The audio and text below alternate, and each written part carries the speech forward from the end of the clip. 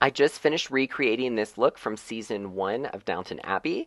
To do that, I used this satin floral jacquard fabric. It has a really nice sheen to it in the light. To make the skirt, I used this truly Victorian walking skirt pattern, one of my favorites. I do have to add a few inches to the bottom, of course, because I'm not the stature of a small Victorian woman.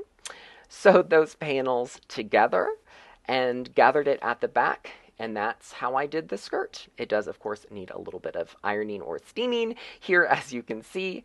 I then went on to draft the bodice. I drafted that in the liner fabric, which is really just some old bed sheets, and once I was pleased with that, I cut it out in the fashion fabric and attached it to the liner.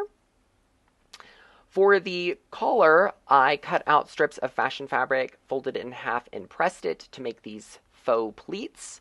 And then had to play with that a little bit on the dress form to get the right shape and look to it. But I was really pleased with how it turned out in the end, which you can see here. I added a little bit of lace trim around the collar to add some pop.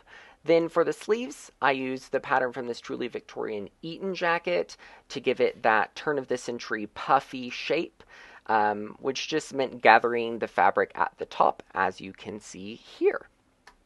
So then, after the sleeves were finished, all that was left was to add the golden applique on the front and some finishing details like lace trim on the sleeves and the center panel on the bodice. And there you have it, the finished look. I was really pleased with how it turned out. I think the fabric has a nice sheen to it. Here you can see me do a little dowager spin for you. Let me know what you think in the comments.